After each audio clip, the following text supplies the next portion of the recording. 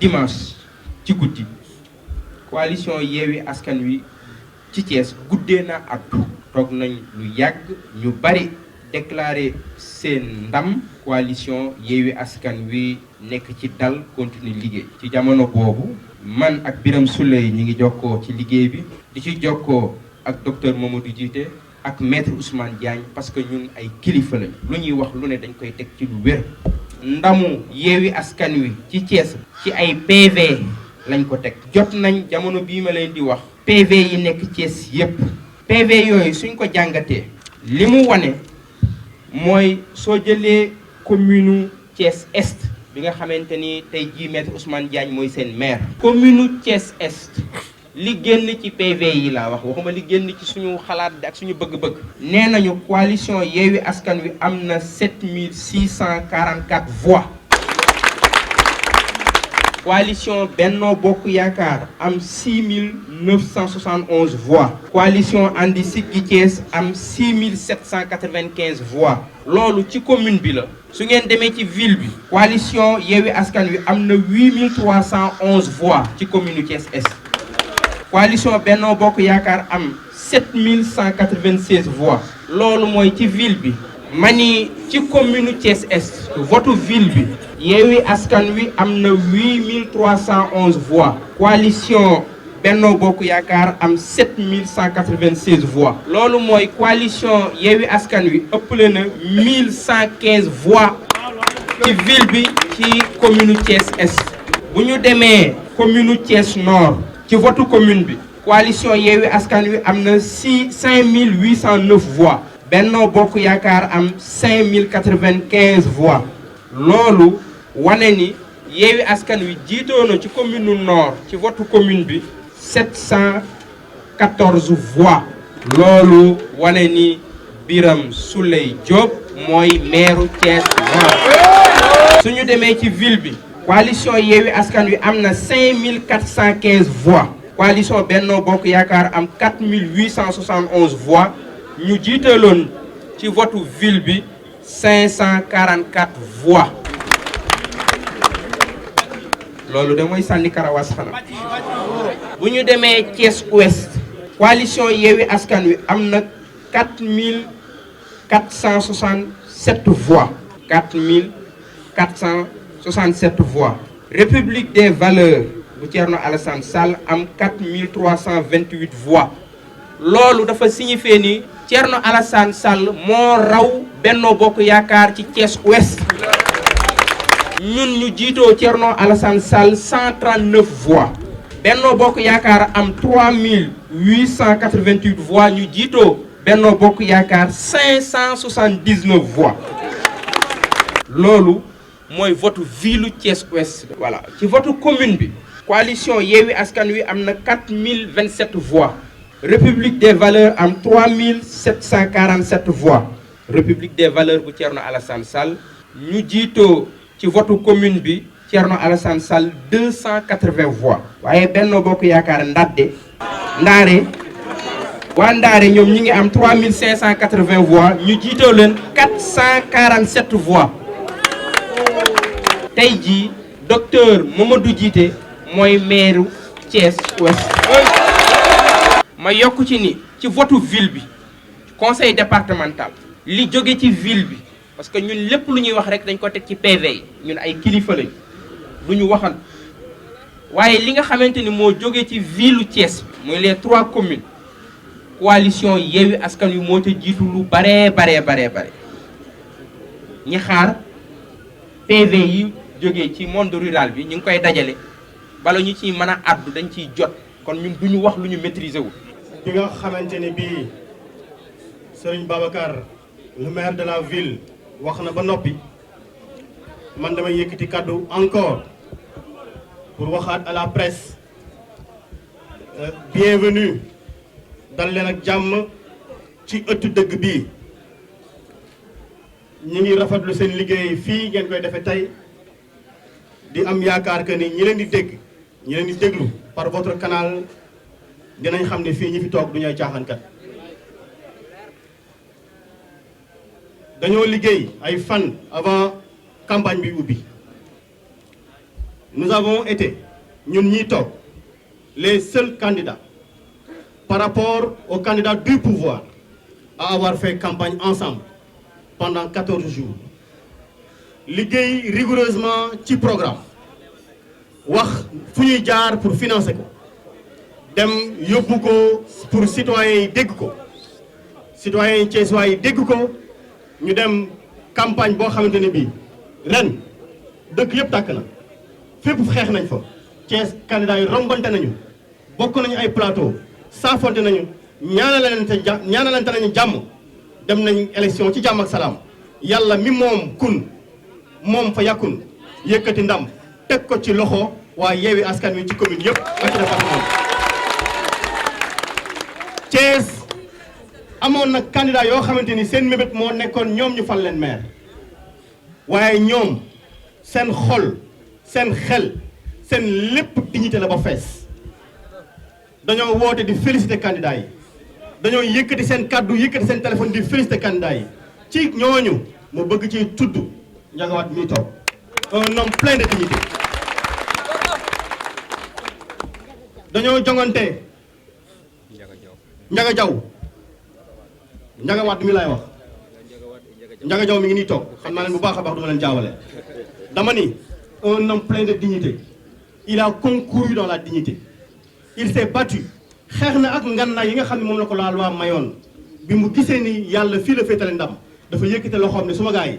yéen la ko yàlla jox dañ koy nangu ànd ak yéen soxna Awa Doucouré mii toog loolu moo ko fi indi Ndiaga Diaw mii toog loolu moo ko fi indi Saliou Ndiaye mii toog loolu moo ko fi indi ak ñeneen ñoo xam ne woo nañu parce que Sidi Ahmed Ndiéguène bi nekk ci wàllu askan wàllu Sénégal woo nañu pour féliciter ñu ci lii ñaan nañu jàmm ak salaam waa dama ni Ousmane Gningue def na ko Talla Sylla def na ko mais dama ni Thiès gii ñu dëkk te ñun Sénégal yëpp ñëpp respecté nañu parce que nag dañoo am fulla am fayda mais xanaa ñii nga xam ni mënuñu am diine xanaa dañoo dëkkul Thiès xanaa dañoo amul deretu Thiès waa parce que après bi ñu sàccee foncier bi ba noppi détourner des fonds ba noppi yaakaar ni suñuy jigéen seen xel nax da ciy sax ba ñëw ñu yaakaar ni 100 millions mën naa jënd le vote des femmes ils ont échoué lamentablement mais tey bu ngeen demee ci urne yi ñëpp am nañ PV wax dëgg fa yàlla bu fekkoon ñaari candidats sax ñoo nekkoon ci élection bi werante mën a am mais 14 candidats dans la commune de Thiès Nord 14 candidats 12 candidats dans la ville mais boo demee fële 15 candidats ñoo fa nekkoon ñëpp yor seen i PV mbir mi leer naññi ñoom ñu bëgg tey jii di doxantu ci biir tribunal bi yaakaar ni il peut faire la pression sur le président du tribunal. oto bi fi nekk ma ni oto bi jógee Ndakaaru indi 7 personnes le véhicule blanc non immatriculé 7 agents ñi ngi ci biir toog li ñuy préparé xam nañ ko. dama ni on les a laissé on leur a laissé le choix ndax pour être des autorités loyales ils ont été incapables de l'être mais tey devant la défaite on va leur imposer la dignité du perdant. buñ ko amul yaakaar ni suñuy représentant xaalis dina leen jënd wala la pression qu'ils sont en train de faire sur le président du tribunal nañ ko bàyyi ngir jëmmi rasulillah nañ ko bàyyi ngir la dignité du Thiessois bis ni ki tey nañu naan may nañ leen 20 ans ils ont été indignes mais tey 1 heure de temps nañ am dignité 1 heure de temps simplement non 1 heure de temps dafa bëri Babacar 1 minute rek dignité 1 minute je suis perdant nañ ko nangu mais je les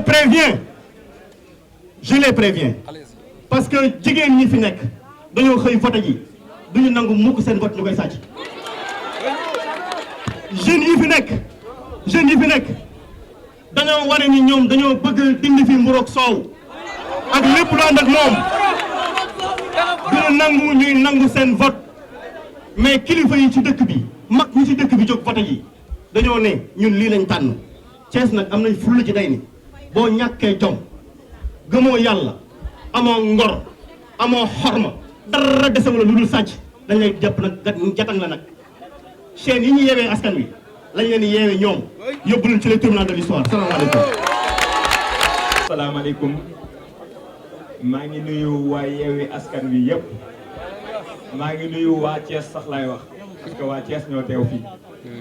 man candidat union citoyenne bunt bi laa demee woon bannière boobu laa demee woon ànd ak suñu délégation ñu tête de liste proportionnelle soxna Awa Doucouré suñu secrétaire administratif Gora Gueye ak suñu directeur de campagne Babacar Mbeng li ma ciy wax rek Serigne Cheikh dafa wax ni savoir dire non quand il le faut ça rehausse la dignité de l'individu. nit boo waree wax déet waxal déet def nañ ko ba mu mat man bu ma doon joxe ndam sama bopp laay jox ndam mais yàlla Birame Souleye nii la ko jox ñu nangu ko PV yi ñu jot ñoom ñun moom la ñu jot li fi docteur Babacar Diop wax nii loolu moo génn suñuy PV kon nag dañu nekk Sénégal boo xam ni réewum démocratie la démocratie moo fi faloon président Abdoulaye Wade démocratie moo ko fi wàcce démocratie moo fi faloon président Abdou Diouf moo ko fi wàcce démocratie moo fi fal président Macky Sall démocratie boobu nag moo leen fi fal tey jii ngeen nekk ay maire Thiès kon li peuple bi def voté ko nan ko accepté ñun de buñ ko nanguwul pare nañu pour ànd ak Yewwi Askan Wi si tous les combats pare nañ ci loolu daan nañ ko def démb ak barki démb journaliste yi teew fii xam nañ ñu bu baax a baax loolu la ñuy continuer pour démocratie bi ñu jëmbat Sénégal duñu nangu kenn du ko bafoué kenn du ko yàq asalaamaaleykum wa rahmatulah. salaamaaleykum waa Thiès man sama wax du ci gudd ginnaaw bi ma nuyoo assistance bi yëpp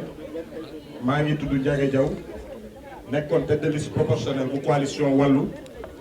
nekkoon aussi investi au niveau de la ville et au niveau du département damay ñëw rek dëggal li nga xamante ni moom la docteur Babacar Diop wax tout à l'heure parce que man le même jour ci guddi gi man personnellement woo naa ko ne ko nañu génn jubilé mu ne ma nañu bàyyi ba ñu teg ci suñu loxo lu gën a leer donc effectivement bi mu génnee di wax c'est parce que am na lu ko leer moo tax mu génn wax nit nag am na sama benn vidéo bu ma gis démb ak tey muy circuler ci internet bi fekk loolu lu ma waxoon 9 mois avant la nit bu ñàkkee jom ñàkk dignité ñàkk xorma amatoo benn représentativité da ngay xama partir à temps Thiessois yi ñoom ñoo tànn seen ay maire ñu ngi nii toog man bu doon maay joxe ndam comme li Ndiaga Wade wax tout à l'heure mais sama coalition laa koy jox yàlla moo def ni yéen la Thiessois yi wóolu jox leen ñoom nag duñu nangu yéen ngeen ñëw xam nga lu tax waxuma sax luubal gi ñu fi nekkee woon waxuma sax suufu si jàmbur yi nga xamante ni moom la ñu jël defar ci seen bopp ñoom mais dañoo liggéeyul te xam nañ ne bu ngeen toogee at Thiès soppi xar kanam donc loolu laa leen wax ne leen du seen combat ce combat là ce n'est pas votre combat c'est le combat des Thiessois l'article 35 de la déclaration universelle des droits de l'homme dispose à son alinéa 1 foofu laay tëjee que quand le gouvernement viole les droits du peuple l'insurrection appartient au peuple et pour chaque portion du peuple le plus sacré des droits et le plus indispensable des devoirs aujourd'hui professeur Babacar Diop le plus sacré des droits est de faire face à ce régime mafieux et dictatorial duñu nangu benn yoon duñu nangu benn yoon ñu bëgg a foqarti li nga xamante ni mooy ndam li maa ngi sant ñëpp di gërëm ñëpp di leen apporter soutien wu la grande coalition Wallu di leen wax ne ñu ngi ci seen wet jusqu'à ce que ñu delloo ñu di jox ñu li nga xamante ni mooy suñu victoire je vous remercie. jërëjëf. comme ni ko docteur Babacar Diop ibbee kàddoom li ci topp ñëpp wax ko je pense que waxuma Thiès mais Sénégal ñëpp xam nañ ni Thiès am na alternance et loolu je pense que du loo xamante ni fii Thiès kese ñoo ko xam mais Sénégal yëpp ñoo ko xam annoncé ko man mii candidat laa woon fële ca ouest dañu ibbi woon ay front yu bari pour changer le régime au niveau local loolu moo nekkoon suñu mission bu ñu assigné wu ñu ci doon liggéey pendant des années yàlla dogal Yewwi Askan Wi teg coalition bu mag daal di jël Sénégal sur presque les 5 grandes villes du Sénégal loolu nag su amee je pense que ku bëgg a jàmm da nga ko war a nangu. démocratie moo fi teg ñoom ñi fi nekk moo fi teg Macky Sall moo fi teg Idrissa Seck depuis 2002 mu def 22 ans de règne moom ak son clan moo ko fi tegoon mu def fi 22 ans avec son clan mu gagné presque élection yu bare. donc suñu ñëwee tey même démocratie boobu même droit yooyu même république boobu mu jox docteur Babacar Diop maire de la ville de Thiès même sudul des aspirations démocratiques soo dee góor kese war nga ko mën a nam. Je dis sans les chiffres, ils doivent accepter leur défaite. Parce qu'ils ont été battus dans le bureau de vote, ils ont été battus dans le centre de vote, et partout où ils sont passés le jour du vote, ils ont été hués. Donc sans le vote, ils ont été défaitistes, ils doivent accepter leur défaite. Et pour l'histoire, Thiès a changé de camp. Et képp kuy Thiès waa war nga ko nangu pour l'histoire. Et xam nañu Thiès su changé de camp mooy Sénégal dana changé de camp en 2024. asalaamaaleykum waa Sénégal asalaamaaleykum waa àdduna nga xam naa ni conférence de presse bii moom dootul amati Sénégal. anil xaq seytaanul axras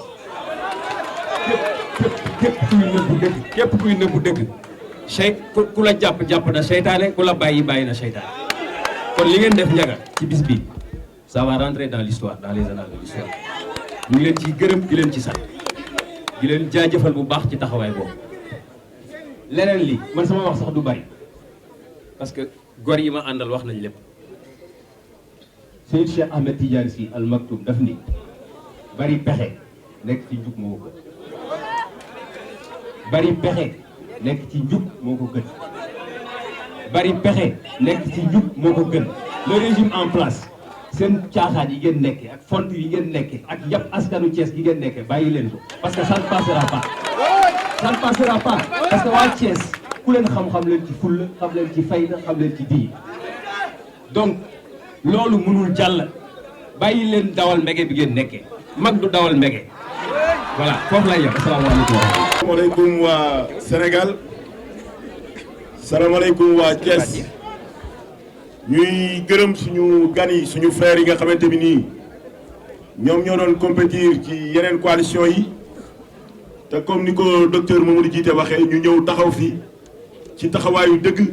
pour apporter ay seede mooy gërëm di féliciter mes collègues maires qui sont là autour de la table di gërëm aussi les journalistes qui ont massivement répondu à notre appel li xew Thiès. Je crois que beaucoup d'analystes politiques yu koy jéem a analyse bi bu analyse bu yomb la waa Thiès ñoo amoon avant tout un combat moral à mener parce que dafa am ay doomu Thiès yu fi nekkoon waa Thiès am une affection particulière pour ñoom fu ñu mësaan a yëkkatee seen loxo laaj Thiès gépp mobiliser ànd ak ñoom ñu trahir Thiès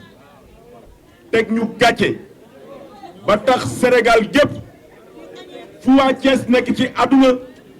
mënatuñoo sigi xool kenn ndax gàcce fu ñu génnee ci àdduna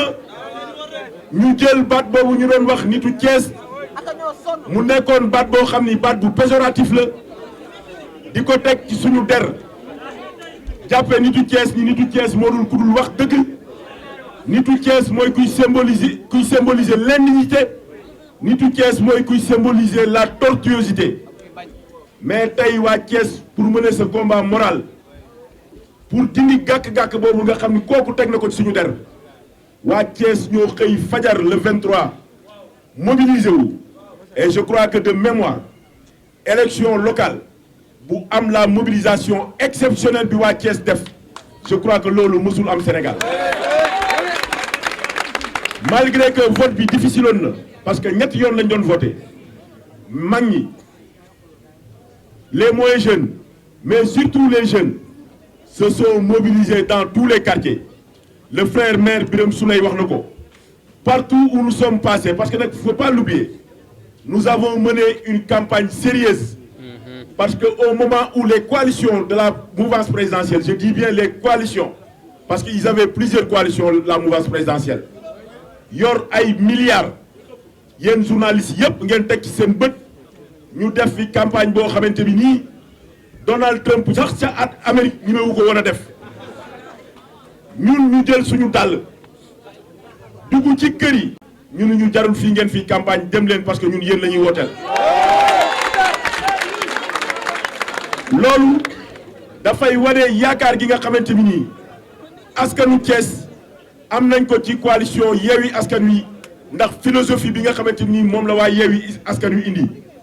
mooy faire don de soi pour la patrie fexe ba li nga xam ni moom la ñëpp bokk ñu jag-jagal ko ba ku ci nekk mën see gis sa bopp mais bañ a fexe rek ba li nga xamante ni mooy les biens publics ñu ciy abuser jël alalu réew mi di ko noose ñun ak suñu njaboot loolu waa Thiès ware nañ ko et je crois que am na ci dóor yi moo metti ci ñoom parce que je crois que ñu bëri xalaatuñu woon victoire Yewwi Askan Wi.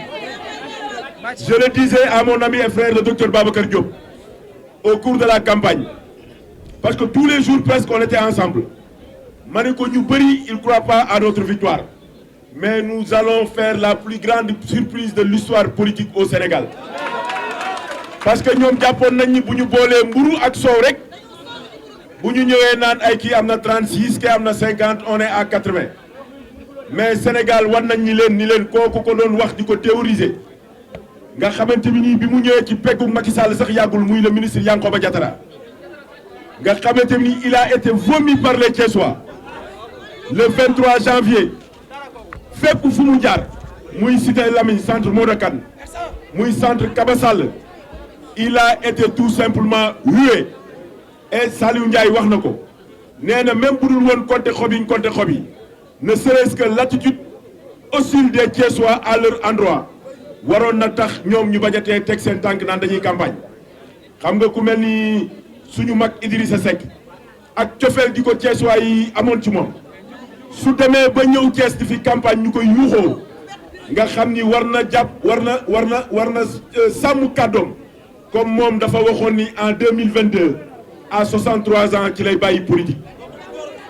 pour ñëw nag ci mbir mi nga xamante ni moom moo ñu fi dajale je crois que ñi ma précédé wax nañ ko la victoire de Yewwi Askan Wi ne souffre de l'ombre d'un doute soo demee ci centre bële ma wootee muy centre Kaba Sall Benno Bokk Yaakaar mi jël deuxième 1050 voix la ko Yewwi Askan Wi rawee 1050 voix junni ak juróom fukki xob lañ leen rawee donc je crois que loolu moom lañ gis Parcelles Assainies moom lañ gis PDF Modou Kane moom lañ gis école Modou Kane moom lañ gis Lamane Ngom ak Faye moom lañ gis école Darou Salam donc ñoom fan la ñu mën a jaar ba gagner élection yi ñun nous sommes des juristes man yàgg naa bokk ci commission de recensement des votes je crois que Thiès n'est pas le département de Thiès n'est pas plus important que Dakar su Dakar mënee génne ay résultats en 48 heures je crois que Thiès waroon na mën a def lu mel noonu donc li xew mooy dafa am lu ñuy rumbandaat Biram wax na ko mais ku xam waa Yewwi Askan Wi ku xam ñi nga xam ne ñoo tabax coalition Yewwi Askan Wi muy suñu sëriñ suñu xarit Serigne Moustapha Sy Serigne Mansour Sy Djamil Cheikh Bamba Dièye Khalifa Ababacar Sall le président Ousmane Sonko Malick Gakou le docteur Babacar Diop ku xam ñooñu xam ni coalition Yewwi Askan Wi ay ragal nekkuñu ci coalition Yewwi Askan Wi donc nous mettons en garde aussi bien les autorités administratives que judiciaires pour leur dire que les jeunes, les vieux, les femmes qui se sont mobilisés le 23 janvier pour qu'il y ait une alternance à Thiès n'accepteront jamais que leur victoire soit confisquée. su jaree jaay suñu bakkan dinañ leen jaay suñu bakkan te ñoom ils nous connaissent xam nañ suñu parcours suñ leen ko waxee ñoom war nañ ko gëm Yewwi Askan Wi du nangu cette victoire de la jeunesse cette victoire de la dignité cette victoire avec l'espoir de changement, l'espoir d'un Thiès nouveau. Ay nit yoo xamante bi nii à part la politique amuñu beneen liggéey di ko confisquer pour leurs propres intérêts. Donc nous, encore une fois, nous prenons l'opinion nationale et internationale à témoin et nous mettons encore une fois en garde les autorités administratives, tout comme les autorités judiciaires, pour leur dire que nous voulons que les résultats soient publiés le plus rapidement possible. Sinon, lu ñu gis rek nañu xam ni ñun la ñu leen di gërëm bu baax di leen sant.